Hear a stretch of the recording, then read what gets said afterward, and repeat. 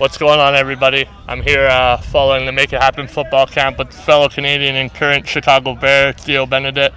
First of all, Theo, thank you very much for taking the time for this interview for me. Happy to.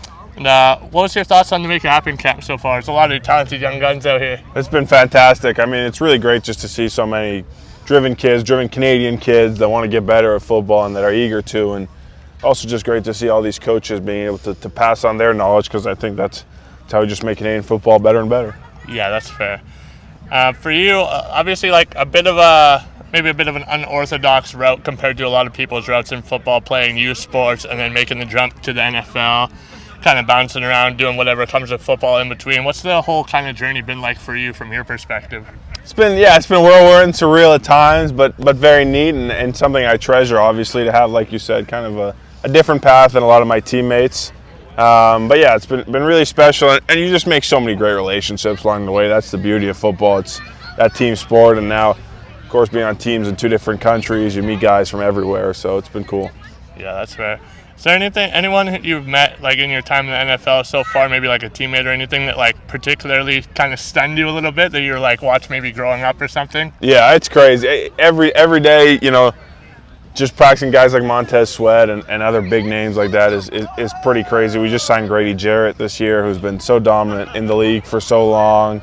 Watching Keenan Allen at practice last year. Every time you go out for warm-ups against a different team is, you know, you just see some other star that you've only seen on TV up till that point. So yeah, it's definitely cool. And then at the same time, you just got to forget all about that and remember that you're there too for a reason. Yeah, that's fair. For you, what was your time at UBC like as a Thunderbird? Obviously, like a guy who spent the majority of his young life in the Vancouver area, I'm sure it must have meant quite a bit to you to be able to play for your hometown school, more or less. Yeah, no, exactly. It's been neat. My mom worked at UBC too, so we had lots of connections. So I was always a proud T-Bird, and yeah, very cool to kind of play with a bunch of guys from the West Coast and from everywhere in the country and represent against the whole nation. That's fair. What would you say is your favorite moment as a T-Bird? Definitely that Hardy Cup we won my senior year, 2023 that would have been. Just a crazy drive. We were down. They had the ball with like a minute left. We forced that fumble and drove it like 100 yards with 40 seconds left to win the game. So that was definitely a really special moment. That's fair. What would you say has been like your welcome to the NFL moment, if you've had any yet? Yeah, everyone's had their fair share in practice for sure. I think a lot of it too is just like those first few days of OTAs when I was out there, just the speed of everything, and it's like you feel like you blink and you missed a whole play. So yeah, it's been pretty crazy. That's fair. Would you say you really noticed like a huge jump between like youth sports and the NFL, or is it kind of more minuscule and guys are just a little more dialed in on the small stuff? Yeah, yes and no. I mean, of course, every guy there was the best player at his college, you know. So it's there's never a rep off, and that stuff was always challenging at first. But at the same time, what you realize after you kind of get settled after a few days, it's just football at the end of the day. He works out, I work out, and you just do what you've been doing, you know, that's made you successful your whole career.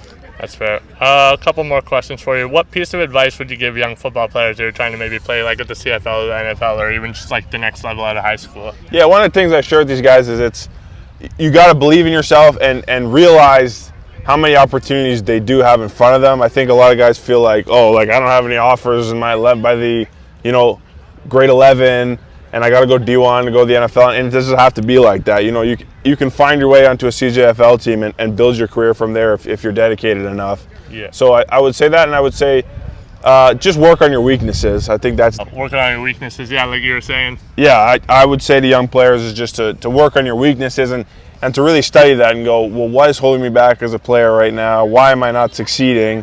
And then formulate a plan to attack that. Yeah, that's fair. What is a point in your career where you would say you experienced like maybe some adversity, maybe it was like an injury or something, and how did you, even from like a mental and physical standpoint, get over that hump? Yeah, I would say the two that come to mind, and one that was kind of probably shared by all athletes, COVID. COVID was challenging, not playing, obviously. You felt like it kind of interrupted my momentum and your development, but then I think it was a really good experience for me about learning to make the most of those challenges, because in a way, it was kind of a silver lining where it gave me a year to just focus on the weight room, focus on getting bigger and stronger. So, yeah. I would say that was a special moment. Yeah, and I had back surgery back in 2022, and so just having kind of my first major rehab on that was a challenge, and understanding that, you know, you are human, and you got to take care of your body and stuff like that. Yeah. That's right. Last question for you, Theo. What is a fun fact about you that not a lot of people know? A fun fact about me?